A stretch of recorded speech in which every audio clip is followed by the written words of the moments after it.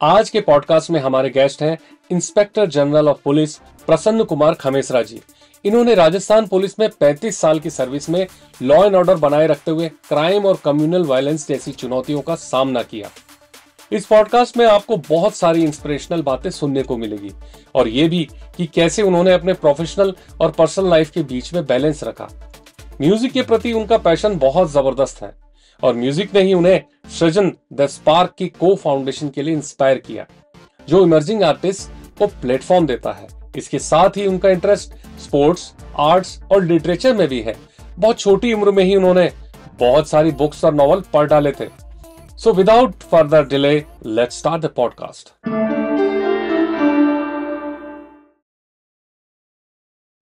Thank you so much sir podcast में आने के लिए।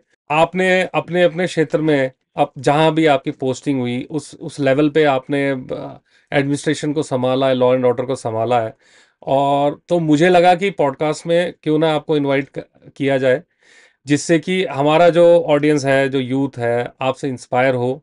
और आपके वैसे भी बहुमुखी चहुमुखी प्रतिभा है आप में। अपार्ट फ्रॉम राजस्थान पुलिस, आपके इतने सारे एवेन्यूज आपने अपने आपके बना रखे हैं। म्यूजिक भी है, आर्ट भी है, कल्चर भी है, स्पोर्ट्स भी है, तो इतना सब कुछ है।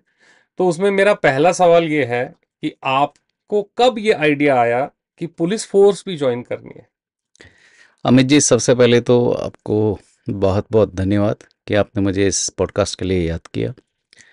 दूसरी, जितने भी हमारे आज श्रोता हैं उन सबको भी मैं नववर्ष की मेरी ओर से बहुत बधाई देता हूँ। आपने जो प्रश्न पूछा, इस प्रश्न का मेरा एक बहुत ही सिंपल सा आंसर है कि बी सिंपल। सादगी से रहिए, सिंपल रहिए, तो ये सारी चीज़ें अपने आप होती चली जाती है।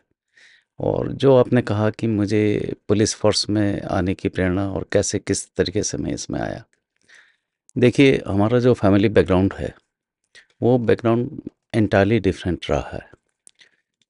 उसमें सारे लोग इंजीनियर्स रहे, फादर भी इंजीनियर रहे हैं, दादाजी सोशल वेलफेयर ऑफिसर, उस ज़माने की बीएससी एलएलबी। उन्होंने जयपुर आके उस वक्त महाराजा कॉलेज से बीएससी किया था, एलएलबी उन्होंने इंदौर से किया था, और राजस्थान में काफ़ी जगह पे जिला समाज कल्याण अधिकारी के तौर पे रहे। फादर एक्सियन इंजीनियर, एग्जीक्यूटिव इंजीनियर के तौर पे राजस्थान के काफ़ी हिस्सों में रहे, और घर में परिवार में काफ़ी इंजीनियर्स थे। मेरा पुलिस में आना अपने आप में एक लोगों को बहुत चौंकाने वाला उस वक्त लगा था, न केवल परिवार में बल्कि हमारे दोस्तों को भी। और इसमें कोई बहुत ज़्यादा सोचा समझा डिसीजन नहीं था। जब मैंने इसका एग्ज़ाम दिया था आरएस का, तो मैंने इनफैक्ट दो ही चॉइस मेन सर्विसेज में दी थी, आरएस और आरपीएस। चूँकि सिलेक्शन पुलिस में हुआ सेकंड मेरी चॉइस पे, तो मैंने एज डिप्टी एसपी उस वक्त ये ज्वाइन किया था। ओके, तो आपको बेसिकली तैयारी आपकी मतलब क्या रही? मतलब जैसे आपने भी बहुत इन ब्रीफ बताया, कोई इंस्पिरेशन तो रही होगी। सर, इसमें ऐसा रहा कि जैसा मैंने आपको बताया, मेरा जो बैकग्राउंड रहा, साथ में मैंने पहले बीएससी किया था। बीएससी के बाद में अचानक से मैंने पढ़ाई छोड़ दिया था और एमएससी जियो में एडमिशन लिया था। 2 दिन के लिए एमएससी जियोलॉजी में गया था, ओके, जबकि उस वक्त एमएससी जियो में एडमिशन बहुत टफ होता था। टफ होता था। मैं भी जियोलॉजिस्ट जी महाराजा कॉलेज से जी जी मैंने जी। वो तो किया मैंने हुआ उदयपुर से उस वक्त एडमिशन लिया था, और उस वक्त दिमाग में ऐसा आया कि नहीं, अपने को आगे जाके बिजनेस करना है। है। और तो चाचा जी की फैक्ट्री अहमदाबाद थी उस वक्त, तो मैं वहाँ चला गया। और उसके बाद में जब ये एमएससी छोड़ी, तो उस वक्त हमारे ग्रैंडफादर और फादर का इसमें मुझे कभी भी ये रुकावट नहीं रही कि आप ऐसा मत करिए, क्योंकि पूरे परिवार में पढ़ाई का माहौल था। उसके बावजूद मैंने बीएससी छोड़ दिया था, एमएससी। तो फिर मैं कुछ समय के लिए वहाँ गया। फिर इसी दौरान मैंने एमबीए का एग्ज़ाम दिया था उस वक्त, ओके, जब हिंदुस्तान में बहुत कम एमबीए निकला करते थे। उज्जैन में एक बड़ा फेमस वो था पहले, एक है ना? नहीं, कुल मिला के उस वक्त जब मैंने एडमिशन लिया था, उस वक्त पूरे भारत में आईएम्स को मिला के 6 आईएम्स थे, और ओके 30 दूसरे ऐसे कॉलेज थे जो एमबीए की डिग्री देते थे। Okay okay okay. तो उस वक्त मेरा उसमें एडमिशन हुआ, तो मैं थोड़ा पशोपेश में था कि ज्वाइन करूं ना करूं। उस वक्त मेरे ग्रैंडफादर ने, दादाजी ने थोड़ा फोर्स किया हम्म। उनका कि फैक्ट्री तो आप कभी भी ज्वाइन कर सकते हैं, हम्म। लेकिन एक बार एमबीए क्वालिफिकेशन आप ज़रूर ले लीजिए। तो उस वक्त मैं अहमदाबाद से वापस बैक टू पवेलियन उदयपुर वापस आ गया, और फिर मैंने एमबीए वहाँ से 87 में मैंने पास आउट किया था। तो मतलब वो ज्ञान भी जो अर्जित किया था, वो प्लस पुलिस एडमिनिस्ट्रेशन प्लस आपके जो अलग से शौक म्यूजिक के, स्पोर्ट्स के, वो सब मिलके तो अपने आप में ही इतना बड़ा ज्ञान का भंडार है आप बेसिकली। नहीं नहीं, ऐसा कुछ नहीं है। मैंने जैसे पहली ही लाइन कही थी कि बी बहुत सिंपल। ही सिंपल आदमी हूँ मैं। जैसा स्कूल कॉलेज में था वैसा आज पूरी 35 साल की नौकरी करने के बाद भी वैसा ही हूँ। हम्म। ये ज़रूर है कि जब मैंने एमबीए किया था, एमबीए करने के बाद भी एक बार मैं वापस अहमदाबाद चला गया था, ओके। चाचा जी के पास चला गया था, और फैक्ट्री उनके साथ मैंने ज्वाइन कर लिया था, और अपनी एक इंडस्ट्री भी चाचा जी के डायरेक्शन में मैं लॉन्च कर रहा था। ओके। ओके। तो उसी वक्त मेरे एक दोस्त का एक लेटर मेरे को मिलता है, जो चाचा जी ने इंसिडेंटली पढ़ लिया, हम्म। क्योंकि उसमें बहुत अच्छी हिंदी लिखी थी, तो उन्होंने उसको पढ़ लिया। उस लेटर में उन्होंने लिखा था कि दो नावों की सवारी ठीक नहीं होती। तो मेरे अंकल ने, चाचा जी ने वापस मुझे भेज दिया। देखिए डेस्टिनी किस तरीके से टर्न लेती है। टर्न लेती है। तो उन्होंने वापस भेजा कि नहीं, आप साल 2 साल के लिए अगर आपके मन में थोड़ा भी मानस है हम्म। कि आपको कोई एडमिनिस्ट्रेटिव सर्विस में जाना है, तो एक बार साल 2 साल के लिए देख लो, नहीं तो ये घर की फैक्ट्री वापस आ जाइएगा। हम्म। तो उन्होंने वापस मुझे उदयपुर भेज दिया, ओके। और मैंने एग्ज़ाम दिया, और पहले ही अटेम्प्ट में मेरा सिलेक्शन, जैसे मैंने आपको बताया, दैट्स वेरी नाइस, इसमें वेरी नाइस। हो गया। उस वक्त मुझे ये भी नहीं पता था कि मुझे किस पोस्ट पे सिलेक्शन होता है क्या नहीं होता है, बट सिलेक्शन हो गया, ज्वाइन कर लिया। और जहाँ तक सवाल है तैयारी का, तो मैंने निश्चित तौर पे आईएएस एग्जामिनेशन भी उस वक्त लिखा था, उसकी तैयारी मैंने ज़रूर की थी, बट ओके। इस एग्ज़ाम की तैयारी मैं बिल्कुल नहीं कर पाया था। फिर भी फर्स्ट अटेम्प्ट में जी।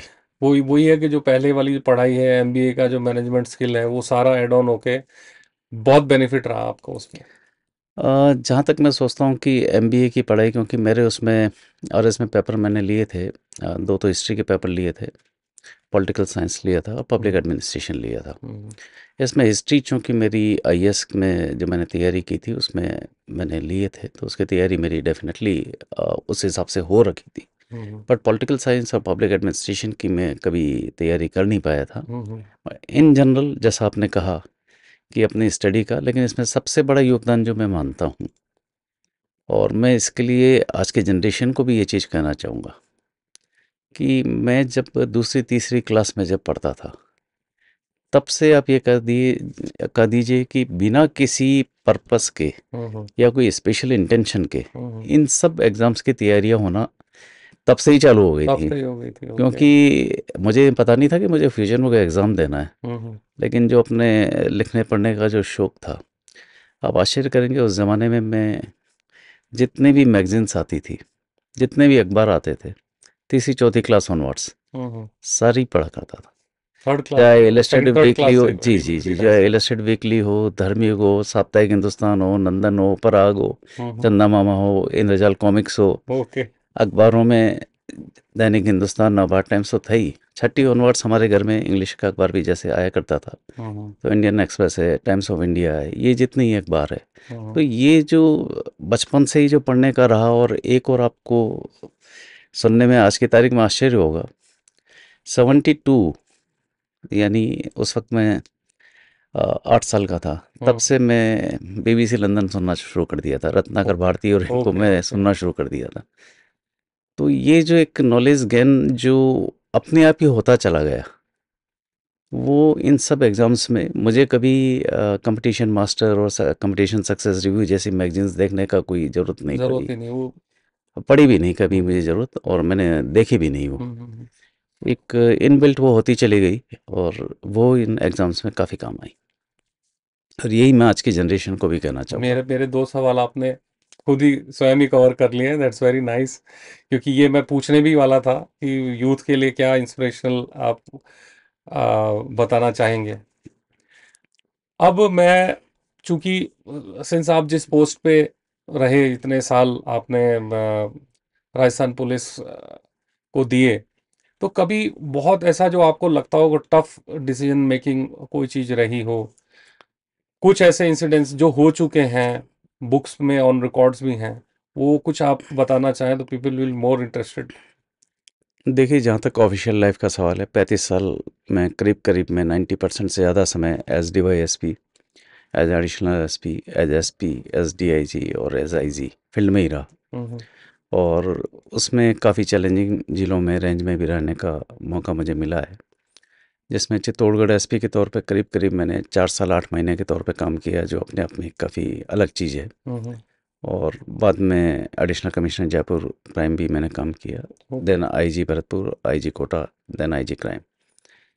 तो इन सारी पोस्टिंग में, और जहाँ DYSP और एडिशनल SP के तौर पे भी अलग अलग जगह, जहाँ राजस्थान के जो ऐसी जगह पोस्टिंग्स रही है, चैलेंजेस काफ़ी रहते हैं। पुलिस की नौकरी में हर एक के सामने रहते हैं, और इन सारी पोस्ट पे जो भी चैलेंज रहते हैं, उसको हम ऐसा नहीं मानते कि हमने कोई बहुत बड़ा काम कर लिया, क्योंकि वो हमारा जॉब था। हम्म।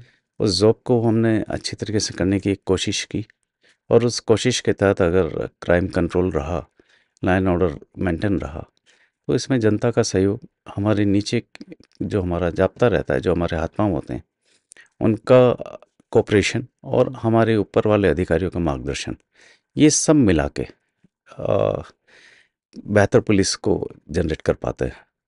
तो उसमें मैं तो यही कहूँगा कि मैं लकी रहा कि मुझे इन सब का बहुत अच्छा कोऑपरेशन मिला। और जहाँ तक आपने पर्टिकुलरली केसेस की या चैलेंजेस की बात की, ऐसे कोई कोई कोई कोई एक ऐसा। पर्टिकुलर में बहुत से चैलेंज ऐसे हैं जो अगर मैं याद करता चला जाऊँगा तो बहुत सारे निकल के कुछ आएंगे। एक दो इंसिडेंट्स ऐसे। एक देसूरी के नाल में एक इंडिया का ही नहीं, वर्ल्ड का सबसे बड़ा रोड एक्सीडेंट हुआ था, ओके। जिसमें एक सिंगल गाड़ी अगर जिसमें इन्वॉल्व थी, करीब 85 आदमियों की डेथ हुई थी, आई थिंक और वो ट्रोला ट्रोला 70 वाला। आदमी ट्रक के अंदर, हाँ। 150 से ऊपर आदमी जा रहे थे, ओके ओके। और रात को अंदर नीचे गिर गई। 80-85 लोगों की मौके पे डेथ हुई, इतने ही लोग घायल भी हुए। उसको रात को पूरे उस केस को निपटना, उनका जो मेडिकल या जो भी उनका पोस्टमार्टम की जो फॉर्मेलिटीज़ करवानी, सारी डेड बॉडीज़ को रातों रात पहुंचवाना उनके घरों पे, वह सम्मानजनक तरीके से, और उनका दाह संस्कार की व्यवस्थाएं करवाना, घायलों के इलाज की व्यवस्था कराना, और इसके लिए हमारे पास समय केवल रात रात का समय था। और घटना हुई थी बिल्कुल जंगल में, देसूरी के नाल में। वो तो बहुत खतरनाक तो इलाका है मतलब। अब ऐसे में एक बहुत बड़ा चैलेंज था, क्योंकि लाइन ऑर्डर, जहाँ आप जानते हैं कि 2-3 आदमियों की भी डेथ हो जाती है सड़क एक्सीडेंट में कभी, तो कैसे लाइन ऑर्डर क्रिएट होता है।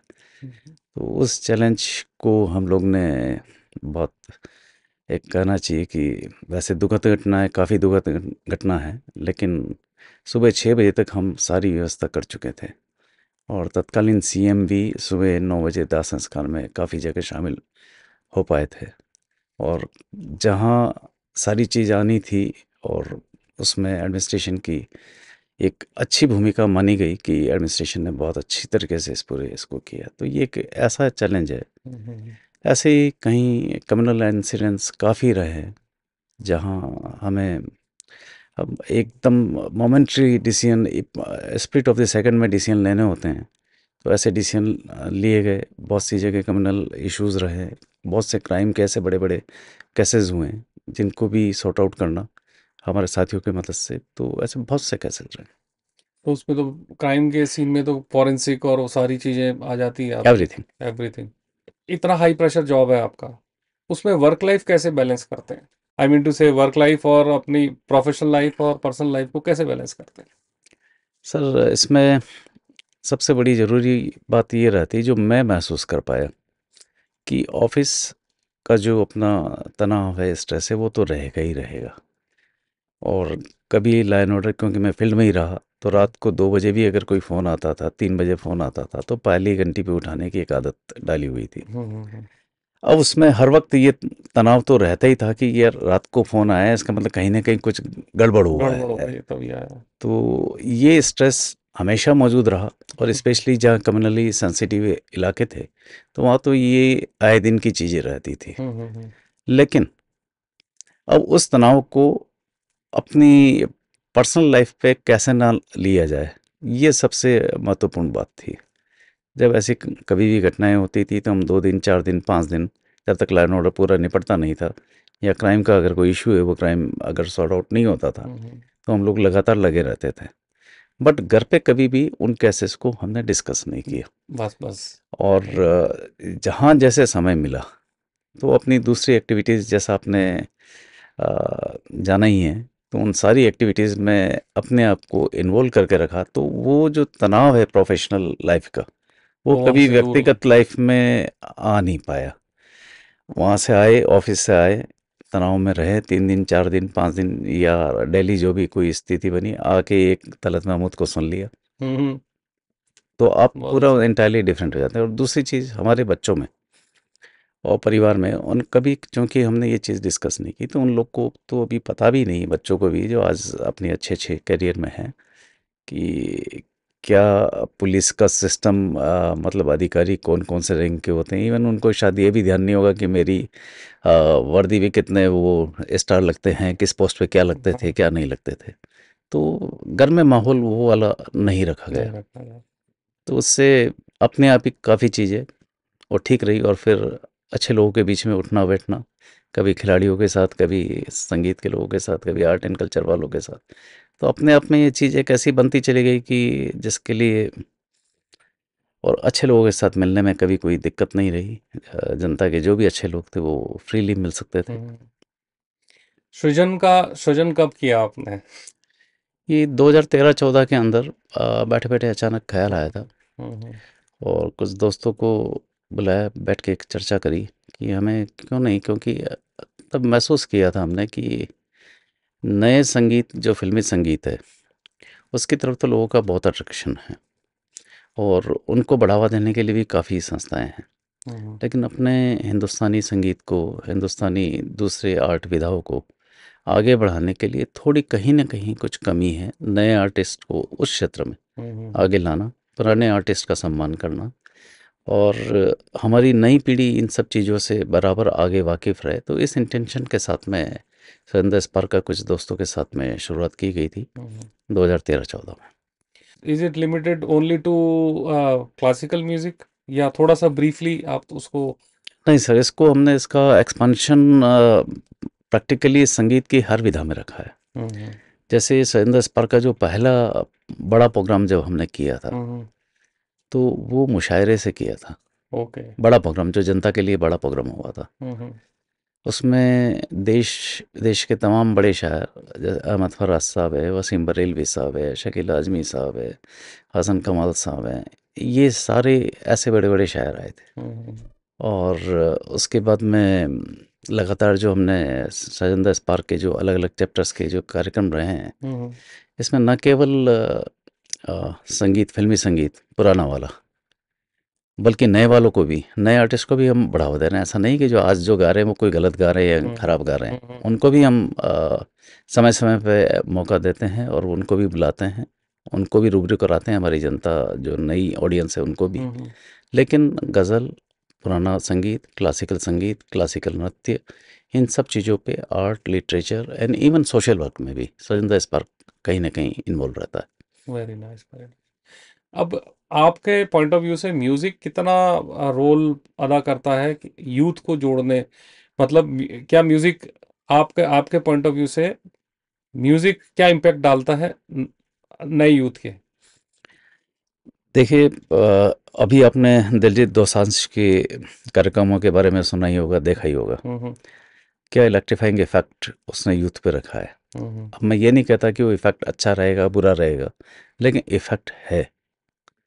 अब उसी इफेक्ट को हम ये चाहते हैं कि हमारे अच्छे संगीत की तरफ भी लोगों को जोड़ा जाए। हर संगीत अच्छा है, हम्म। चाहे वो पंजाबी हो, चाहे राजस्थानी फोक हो, चाहे फिल्मी सॉन्ग हो, चाहे गज़ल हो, संगीत सब बढ़िया है। हम्म। और लोग अगर अच्छे संगीत के साथ जुड़ेंगे, चाहे वो इंग्लिश जैज हो, कुछ भी हो, अगर संगीत के साथ जुड़ेंगे, तो आप डेफिनेटली ये मानिए कि कोई भी यूथ अगर संगीत में इन्वॉल्व है, तो वो ना तो अपराध की तरफ जाएगा, ना कोई गलत एक्टिविटीज़ की तरफ जाएगा। उसका एक मानस हमेशा अच्छी एक्टिविटीज़ की तरफ ही, पॉजिटिव, और अब जो एक्टिविटीज़ रहेगी उसी तरफ वो, उसका फोकस माइंड रहेगा, रहेगा। फोकस रहेगा।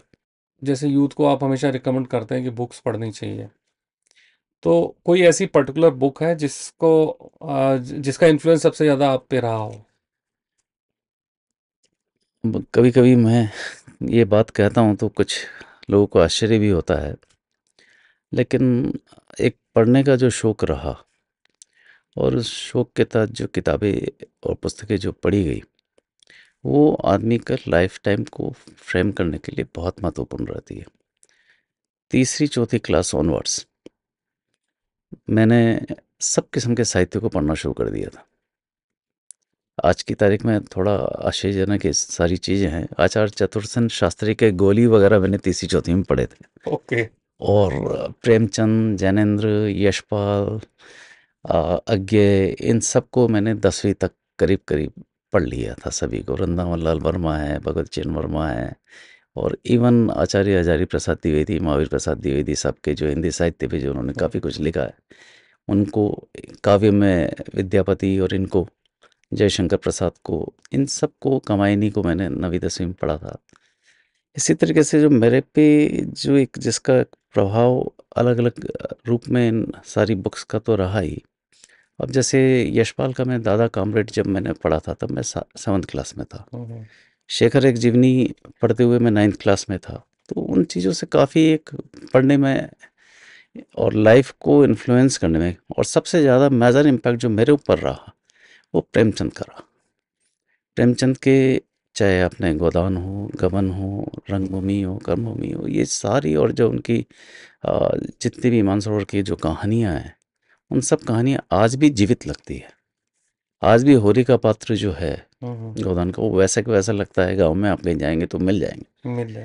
तो ये जो चीज़ें हैं, ये आप पे एक लाइफ टाइम इम्पैक्ट डालती है। विष्णु सखाराम खांडेकर, जिनको ज्ञानपीठ पुरस्कार मिला था, उनका ययाति मैंने 7th क्लास में पढ़ा था, 7वीं में। तो और फिर महाभारत और रामायण, इनकी स्टडी 10वीं 11वीं तक आते आते, क्योंकि मैं लकी रहा कि मुझे ये सारे पढ़ने का मौका मिलता रहा। कभी दोस्तों के यहाँ, कभी लाइब्रेरी में, कभी क्या, इस तरीके से मिलते ही चले गए।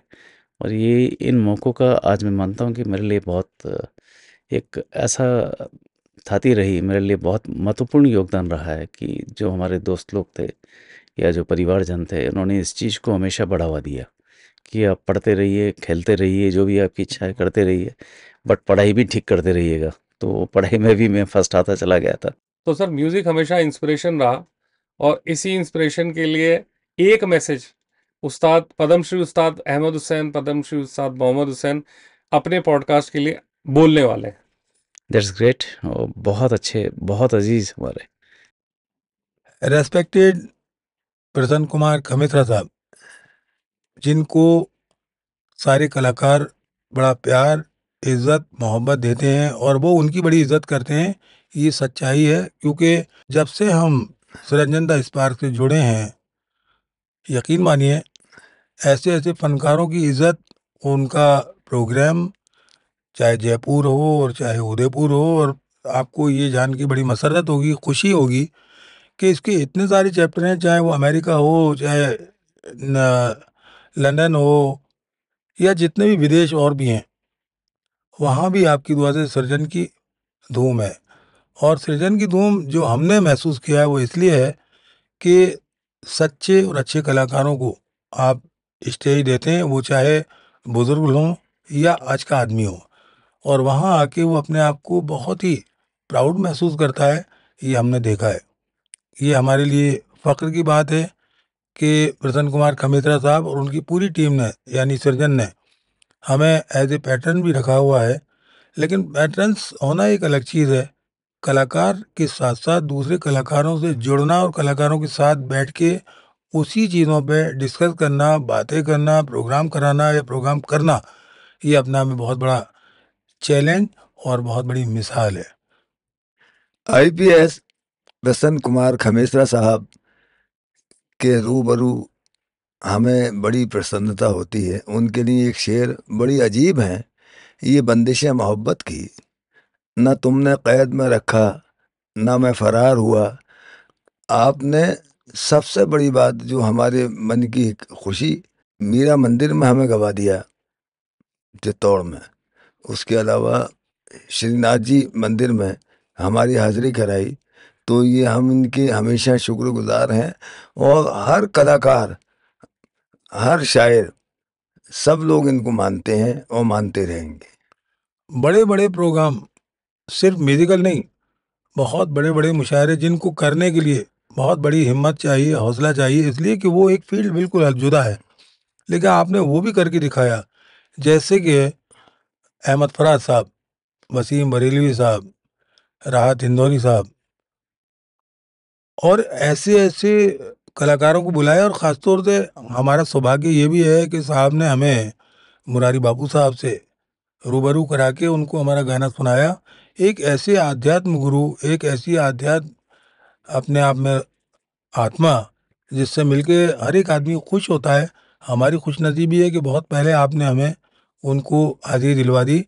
तो मैं सिर्फ यही कहना चाहता हूँ कि एक फील्ड में नहीं, आप हर फील्ड के बहुत ही माहिर हैं, इसलिए कि सब आपको चाहते हैं, प्यार करते हैं, मोहब्बत करते हैं, इज्जत करते हैं। प्रसन्न जी, आपका बहुत बहुत शुक्रिया। हम आपके साथ हैं, पहले भी थे और आगे भी रहेंगे। धन्यवाद। अब थोड़ा सा आउट ऑफ द बॉक्स 2-3 सवाल कि अगर आपको अपना एक दिन, अपनी लाइफ का जितनी भी अपने एक्सपीरियंसेस जितने भी दिन है, एक दिन वापस से जीने को मिले, तो वो कौन सा दिन होगा? ये हैप्पीएस्ट मोमेंट जो रहा हो या इंस्पिरेशनल रहा हो किसी भी एज में। ये कह सकते हैं कि जिस दिन हमारा और वीना का जो एंगेजमेंट हुआ, और जो एक बहुत अच्छा, और उसके बाद से जो लाइफ में जो काफ़ी पॉजिटिव चीज़ें होनी थी वो भी उसके बाद से लगातार रही। तो एक लकीएस्ट पार्ट जो इसको Luckiest कह part। सकते हैं, उसको हम कह सकते बहुत बढ़िया था। 2 सवाल और है। अगर आप अपनी जर्नी को एक सॉन्ग में डिस्क्राइब करें, किसी एक सॉन्ग में डिस्क्राइब करें, तो कौन सा गाना होगा? हैं। ये आपने बहुत मुश्किल चीज़ पूछ ली, जस्ट लाइक जैसे क्योंकि बुक्स की किताब, बुक्स में भी इतना बड़ा रेफरेंसेस आपने दे दिया। वैसे तो देवानंद साहब का वो है, हर फिक्र को धुएं में उड़ाता चला गया। बहुत बड़ा, बहुत बढ़िया, बहुत बढ़िया सर। लेकिन मुझे साथ के साथ गाने गंभीर किस्म के ज़्यादा पसंद है। लेकिन अगर आप ये गाना उस वे में पूछेंगे तो ये गाने के लिए मैं देवानंद साहब के इस गाने के लिए वो उसी हिसाब से सवाल प्रिपेयर्ड था मेरा, जी। क्योंकि इतना सब जब बंच ऑफ नॉलेज होता है ना, तो उसमें से टू चूज वन बड़ा मुश्किल होता है। वो कौन सी किताब बढ़िया है, बहुत मुश्किल है बताना। तो जस्ट लाइक दिस। अब ये बहुत ही पर्सनलाइज क्वेश्चन है कि might be you will answer it और नॉट, कि आपके बारे में बहुत ऐसी क्लोज राज, या कह लेंगे ऐसी बात जो शायद आपके क्लोज फ्रेंड्स को भी नहीं पता हो। एक्चुअली मेरी लाइफ खुली किताब रही है, और मेरे सारे दोस्त लोग हर चीज़ जानते हैं। और मैंने आपको जैसे अपने पॉडकास्ट के शुरू में ही कहा था कि बहुत सिंप्लिसिटी वाली रही है। तो ऐसी कभी कोई छुपाने वाली बात लाइफ में कभी रही नहीं कि ये चीज़ राज रहे। वास्तव में मुझे भी ढूंढना पड़ेगा कि मेरे अंदर राज कौन सा बाकी रह गया। राज यही हो सकता है राज कि या कोई आदत, या कोई भी ऐसी नहीं, चीज ऐसा कि कोई कभी ऐसी कोई चीज़ भी नहीं रही कि जिसके लिए राज रखना पड़े। और एवरीबडी नोज अबाउट एवरीथिंग, और कोई ऐसी गलत कभी कोई इशू रहा नहीं। राज एक ही है कि मैं कभी कभी ये नहीं समझ पाता कि ये सारी चीज़ें एक साथ कैसे मिक्स हो गई। अब इसी में मुझे लगता है कि आप, संगीत तो बहुत बड़ा रोल प्ले कर ही रहा है, तो क्या आप मेडिटेशन को भी अपना पार्ट मानते हैं, डिवोशनल पॉइंट ऑफ व्यू? बिल्कुल बिल्कुल।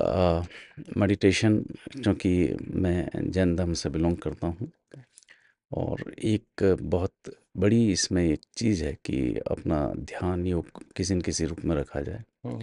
बट ये मैं ज़रूर मानूंगा, और मैं कन्फेस करूंगा इस बात को कि मैं शुरुआत में अपने पूरे करियर में इस तरफ बहुत ज़्यादा ध्यान नहीं दे पाया। चाहे स्वामी रामदेव से मेरा बहुत निकट का परिचय रहा, 2 बार वो घर पे भी आए, लंच भी लिया, सब कुछ हुआ। बट कभी योग और ध्यान और ये चीज़ मैं एज सच नहीं कर पाया जैसे मुझे करना था। बट पिछले 2-3 सालों से मैंने इस पे ध्यान देना शुरू किया है, और अब मैं रोज़ाना योगा भी करता हूँ, थोड़ा ध्यान भी करता हूँ और प्राणायाम भी करता हूँ। और ये स्पिरिचुअल अपने आप में अब ऐसा लगता है कि लाइफ में ये बहुत पहले से शुरू कर देना चाहिए था। आई थिंक ये पॉडकास्ट लोगों को बहुत पसंद आएगा, क्योंकि बहुत सारी ऐसी चीज़ें इसमें, इंस्पिरेशनल चीज़ें हैं, आपके एक्सपीरियंसेस हैं, और माइट भी लोगों के कुछ कमेंट्स आएंगे, कुछ सवाल कुछ और होंगे, तो I will definitely call you again sir.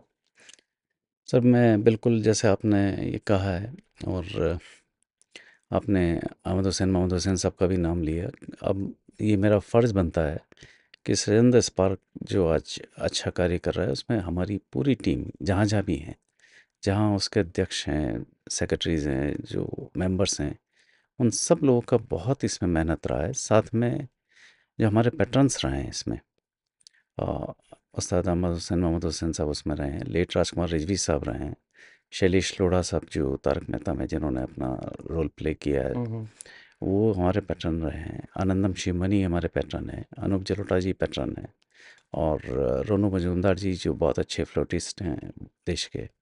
ये लोग ने सृजन स्पार्क को एक गाइड करने में और आगे बढ़ाने में बहुत बड़ा योगदान दिया है। तो मैं उन सभी का भी आज आपके मंच के माध्यम से धन्यवाद देना चाहूँगा। Sir thank you so much podcast में आने के लिए। Thank thank you, you sir. धन्यवाद।